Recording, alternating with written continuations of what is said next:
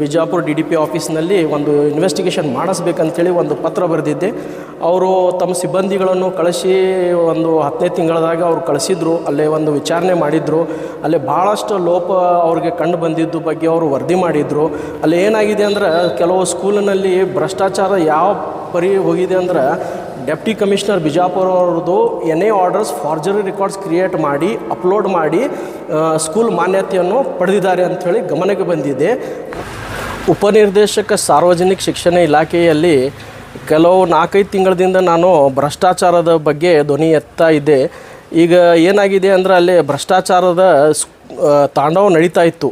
ಅಲ್ಲೇ school sanction permission ಸಲುವಾಗಿ ಸಾಕಷ್ಟು ಅಮೌಂಟ್ ತೊಗೊಂಡು ಭಾಳಷ್ಟು ದುರ್ಬಳಕೆ ಆಗಿದ್ದ ಬಗ್ಗೆ ನಾನು ಧಾರವಾಡ ಅಪಾಯ ಆಯುಕ್ತರು ಕಮಿಷನರ್ ಡಾಕ್ಟರ್ ಈಶ್ವರ್ ಉಳ್ಳಾಗಡ್ಡಿ ಅವರಿಗೆ ನಾವು ಲೆಟರ್ ಬರೋದು ಅವ್ರ ಮುಖಾಂತರ ಬಿಜಾಪುರ DDP ಆಫೀಸ್ನಲ್ಲಿ ಒಂದು ಇನ್ವೆಸ್ಟಿಗೇಷನ್ ಮಾಡಿಸ್ಬೇಕಂತೇಳಿ ಒಂದು ಪತ್ರ ಬರೆದಿದ್ದೆ. ಅವರು ತಮ್ಮ ಸಿಬ್ಬಂದಿಗಳನ್ನು ಕಳಿಸಿ ಒಂದು 10ನೇ ತಿಂಗಳದಾಗ ಅವ್ರು ಕಳಿಸಿದ್ರು. ಅಲ್ಲೇ ಒಂದು ವಿಚಾರಣೆ ಮಾಡಿದರು. ಅಲ್ಲೇ ಭಾಳಷ್ಟು ಲೋಪ ಅವ್ರಿಗೆ ಕಂಡು ಬಂದಿದ್ದು ಬಗ್ಗೆ ಅವರು ವರದಿ ಮಾಡಿದರು. ಅಲ್ಲಿ ಏನಾಗಿದೆ ಅಂದ್ರೆ ಕೆಲವು ಸ್ಕೂಲಿನಲ್ಲಿ ಭ್ರಷ್ಟಾಚಾರ ಯಾವ ಪರಿ ಹೋಗಿದೆ ಅಂದ್ರೆ ಡೆಪ್ಟಿ ಕಮಿಷನರ್ ಬಿಜಾಪುರ ಅವ್ರದ್ದು NA ಆರ್ಡರ್ಸ್ ಫಾರ್ಜರಿ ರೆಕಾರ್ಡ್ಸ್ ಕ್ರಿಯೇಟ್ ಮಾಡಿ ಅಪ್ಲೋಡ್ ಮಾಡಿ ಸ್ಕೂಲ್ ಮಾನ್ಯತೆಯನ್ನು ಪಡೆದಿದ್ದಾರೆ ಅಂಥೇಳಿ ಗಮನಕ್ಕೆ ಬಂದಿದೆ. ಮತ್ತು ಏನಿದೆ ಕೆಲವು ಕಡತಗಳನ್ನು ಮಾಯವಾಗಿದೆ ಬಗ್ಗೆ ಅದನ್ನು ನಾನು ಮಾಧ್ಯಮ ಮುಖಾಂತರ ಎಲ್ಲ ವರದಿ ಮಾಡಿದ್ದೆ. ಅದರ ಬಗ್ಗೆನೂ ನಾನು ಧ್ವನಿ ಎತ್ತಿದ್ದೆ. ಅದರ ಬಗ್ಗೆನೂ ಇನ್ವೆಸ್ಟಿಗೇಷನ್ ನಡೀತಾ ಇದೆ. ಮತ್ತು ಏನಾಗಿದೆ ಅಂದ್ರೆ ಈಗ ಕೆಲವರು ಸಿಬ್ಬಂದಿಗಳು ಅವರು ಭಾಳಷ್ಟು ದುಡ್ಡು ಅವರು ತಮ್ಮ ದುಡ್ಡು ತೊಗೊಂಡು ತಮ್ಮ ಬಂಗಲೆ ಕಟ್ಟದಂಗೆ ಮಾಡಿದ್ದಾರೆ. ಇದರ ಬಗ್ಗೆಯೂ ನಾನು ಲೋಕಾಯುಕ್ತದಲ್ಲಿ ಒಂದು ಕಂಪ್ಲೇಂಟನ್ನು ಕೊಟ್ಟಿದ್ದೆ. ಅದೇ ಪ್ರಕಾರ 4-5 ದಿವಸಲ್ಲೇ ಸತತ ರೇಡ್ ಆಗಿ ಅಲ್ಲೇ ಇನ್ವೆಸ್ಟಿಗೇಷನ್ ನಡೆದು ಮುಗಿಸಿ ಅವರು ವರದಿಯನ್ನು ಬಹುಶಃ ರೆಡಿ ಮಾಡ್ತಾ ಇದ್ದಾರೆ. ಮತ್ತು ZP ಅವರು ಜಿಲ್ಲಾ ಪಂಚಾಯತ್ ಆಫೀಸ್ದವರು ಅವರು ಕೆಲವು ಸಿಬ್ಬಂದಿಯಲ್ಲಿ ಹೋಗಿ ಗ್ರ್ಯಾಂಡ್ ಸೆಕ್ಷನ್ನಲ್ಲಿ ಏನೇನು ಅವ್ಯವಹಾರ ಆಗಿದೆ ಅದರ ಬಗ್ಗೆಯೂ ಅವರು ಸಾಕಷ್ಟು ದಾಖಲಾತಿಗಳನ್ನು ಪರಿಶೀಲನೆ ಮಾಡ್ತಾ ಇದ್ದಾರೆ.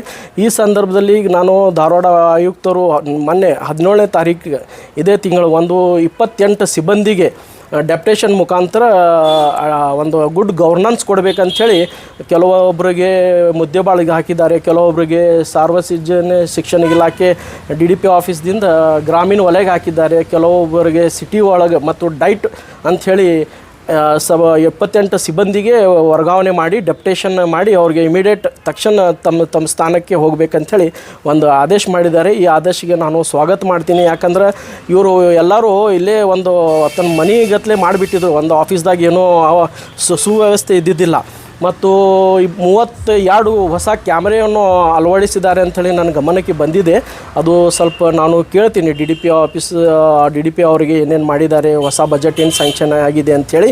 ಈಗೇನು ಡೆಪ್ಟೇಷನ್ ಆಗಿದೆ ಇವ್ರು ಮಾಡಿದಾರಲ್ಲ 28 ಸಿಬ್ಬಂದಿದ್ದು, ಅದು ಒಂದು ನಾವು ವೆಲ್ಕಮ್ ಮಾಡ್ತೀವಿ. ಇಂಥ ಭ್ರಷ್ಟ ಆಫೀಸರ್ಸ್ಗೆ ಬರೀ ಡೆಪ್ಟೇಷನ್ ಮಾಡಿ ಅವ್ರಿಗೆ ಕೈ ತೊಳ್ಕೊಳ್ಳೋದು ಅದು ಇರೋಂಗಿಲ್ಲ. ಈಗ ಮುಂದಿನ ದಿನದಲ್ಲಿ ಅವರು ನನಗೆ ಹೇಳಿದ್ದಾರೆ ಅವ್ರ ಮೇಲೆ ಕ್ರಿಮಿನಲ್ ಕೇಸ್ ಯಾರ್ಯಾರು ಇದರೊಳಗೆ ಬಾಧಿತರ ಇದ್ದಾರೆ, ಇದರೊಳಗೆ ಇನ್ವಾಲ್ವ್ಮೆಂಟ್ ಯಾರ್ಯಾರು ಇದ್ದಾರೆ, ಇದರಲ್ಲಿ ಭ್ರಷ್ಟಾಚಾರದಲ್ಲಿ ಆಗಲಿ ಫೇಕ್ ರೆಕಾರ್ಡ್ಸ್ ಕ್ರಿಯೇಟ್ ಮಾಡೋದು ಆಗಲಿ ಅದರೊಳಗೆ ಯಾರ್ಯಾರು ಇನ್ವಾಲ್ವ್ಮೆಂಟ್ ಇದ್ದಾರೆ ಅವರು ಎಲ್ಲರ ಮೇಲೆ ನಾನು ಕಾನೂನು ಕ್ರಮ ತಗೋತೀನಿ ಅಂಥೇಳಿ ಅವ್ರು ನನಗೆ ವಿಶ್ವಾಸ ಕೊಟ್ಟಿದ್ದಾರೆ.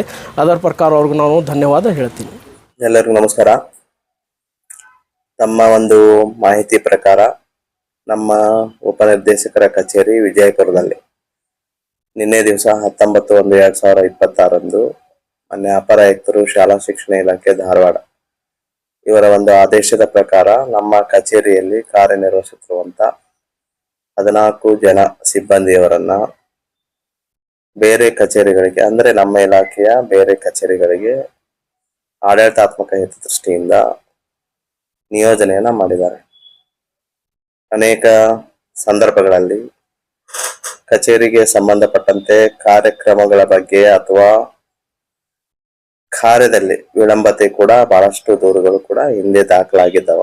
ಇದರ ಜೊತೆ 3/10/2025 6/10/2025 ಮಾನ್ಯ ಆಯುಕ್ತಾಲಯದಿಂದ ನಮ್ಮ ಕಚೇರಿ ಕೂಡ ತಪಾಸಣೆಗೆ ಒಳಪಟ್ಟಿತ್ತು. ಇಂಥ ಸಂದರ್ಭದಲ್ಲಿ ಕೆಲವೊಂದಿಷ್ಟು ಕರ್ತವ್ಯದಲ್ಲಿ ವಿಳಂಬ ನೀತಿ ಬಗ್ಗೆ ಗಮನಕ್ಕೆ ಬಂದಿದ್ದರಿಂದ ಮತ್ತು ಇಲಾಖೆಯ ಕಾರ್ಯಕ್ರಮಗಳು ಮತ್ತು ಇಲಾಖೆಯ ಆಡಳಿತಾತ್ಮಕ ಕಾರ್ಯಗಳು ಬೇಗ ತ್ವರಿತವಾಗಿ ಸಂಬಂಧಪಟ್ಟವರಿಗೆ ದೊರಕುವ ಹಿನ್ನೆಲೆಯಲ್ಲಿ ಸುಗಮವಾಗಿ ಆಡಳಿತ ನಡೆಸಬೇಕನ್ನುವಂತ ಉದ್ದೇಶ ಇಟ್ಕೊಂಡು ಇವತ್ತು ನಮ್ಮ ಸಿಬ್ಬಂದಿಯವರನ್ನ ಬೇರೆ ಕಚೇರಿಗಳಿಗೆ ನಿಯೋಜನೆ ಮಾಡಿದ್ದಾರೆ 14 ಜನ. ಅವರ ಬದಲಾಗಿ 14 ಮಂದಿ ಸಿಬ್ಬಂದಿಯವರನ್ನ ನಮ್ಮ ಕಚೇರಿಗೆ ಹಾಕಿದ್ದಾರೆ. ಹೀಗಾಗಿ ಇದು ಆಡಳಿತಾತ್ಮಕ ಹಿತದೃಷ್ಟಿಯಿಂದ ಮಾಡಿದಂತ ಒಂದು ಬದಲಾವಣೆಗಳು.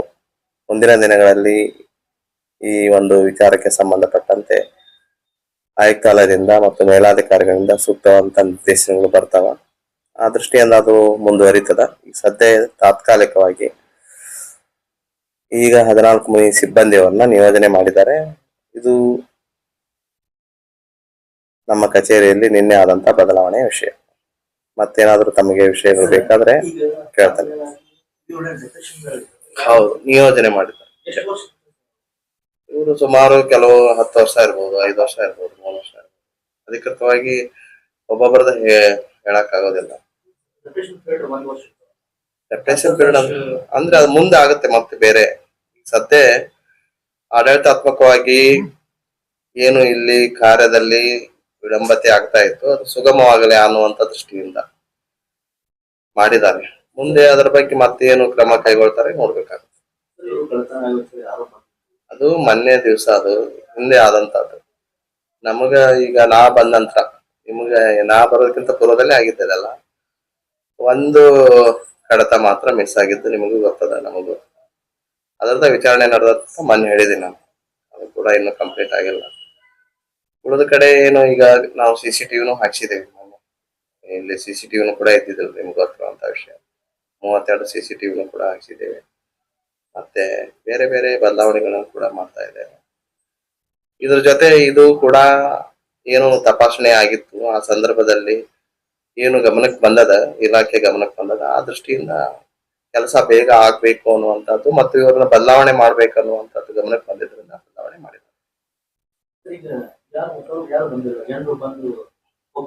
ಬರ್ತಾರೆ. ಇವಾಗ ಅವ್ರು ನಿನ್ನೆ ರಿಲೀವ್ ಆಗಿ ಇವತ್ತು ಜಾಯ್ನ್ ಆಗ್ತಾರ. ಅವ್ರು ಇವತ್ತು ಬಿಡುಗಡೆ ಆಗಿ ಬರ್ತಾರೆ. ಅಂದ್ರೆ ನಮಗ್ ಬಂದಿದ್ ನಿನ್ನೆಲ್ಲ, ನಿನ್ನೆ ಬಂದದ ಮೇಲ್. ಅದಕ್ಕೆ ಸಂಬಂಧ ಇಲ್ಲ. ನಮಗ್ ಬಂದಿದ್ ನಿನ್ನೆ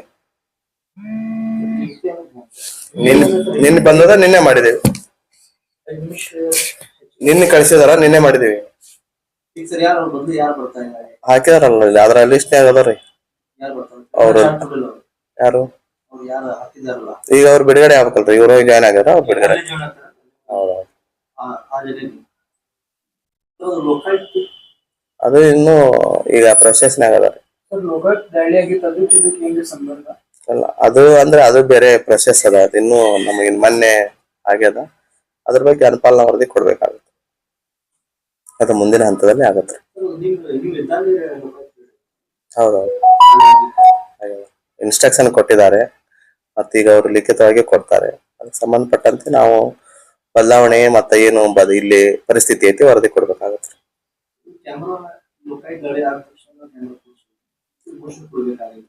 ಅಂದ್ ಹಿಂದೆ ಆಗ್ಬೇಕಾಗಿತ್ತು. ನಾವು ಈಗ ಹಂತ ಹಂತವಾಗಿ ಬದಲಾವಣೆ ಮಾಡ್ತಾ ಇದ್ದೇವೆ.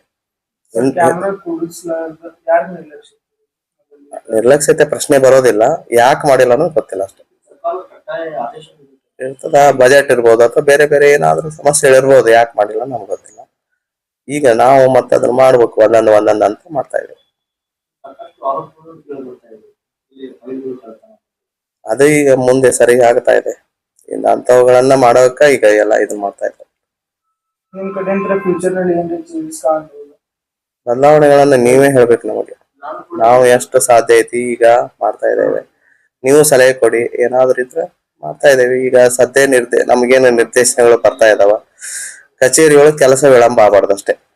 ಬಂದಂತ ಸಾರ್ವಜನಿಕರಿಗೆ ತಕ್ಷಣ ಅದಾಗಬೇಕು. ಅದಕ್ಕೆ ಪ್ರಾತಿನಿಧ್ಯ ಕೊಡ್ತಾ ಇದ್ದೇವೆ. ಇದ್ರ ಜೊತೆ ಶೈಕ್ಷಣಿಕವಾಗಿ ಕೂಡ ಮಾಡ್ಬೇಕಾಗುತ್ತೆ. ಈಗ ನಮ್ದು FLN ಕಾರ್ಯಕ್ರಮ ಇದೆ ಸರ್. ಬೇಸಿಕ್ ನಮ್ಮಲ್ಲಿ ಈಗ ಏನು ಮೂಲ ಕಲಿಕೆ ಇಲ್ಲ. ಭಾಷಾ ಪ್ರಭುತ್ವ ಇರ್ಬೋದು ಅಥವಾ ಗಣಿತದ ಕಲಿಕೆ ಇರ್ಬೋದು. ಅದನ್ನ ಎಲ್ಲಾ ಶಾಲೆಗಳಲ್ಲಿ ಕೂಡ ಅನುಷ್ಠಾನ ಮಾಡ್ತಾ ಇದ್ದೇವೆ.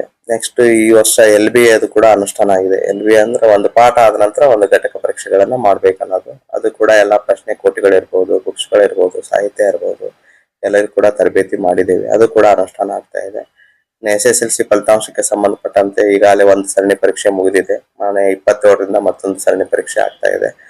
ಅದರದ್ದು ಫಲಿತಾಂಶವನ್ನ ತೆಗೆದುಕೊಂಡಿದ್ದೇವೆ. ಅದರ ಹಿನ್ನೆಲೆಯೊಳಗ ಮತ್ತೆ ಏನು ಮಕ್ಕಳು ಎಷ್ಟು ಮಂದಿ ಅನುತ್ತೀರ್ಣ ಆದ್ರು, ಯಾಕೆ ಅನುತ್ತೀರ್ಣ ಆದ್ರು, ಅವ್ರಿಗೆ ನಿರ್ದಿಷ್ಟ ಫಲಿತಾಂಶಗಳನ್ನ ಬೋಧನೆ ಮಾಡಿಕೊಂಡು ಫಲಿತಾಂಶವನ್ನು ಹೆಚ್ಚಿಗೆ ಮಾಡೋದು ಮತ್ತೊಂದು ಪ್ರಮುಖವಾದಂತಹ ಆದ್ಯತೆ. ಫಸ್ಟ್ ಆದ್ಯತೆನೇ ಫಲಿತಾಂಶ.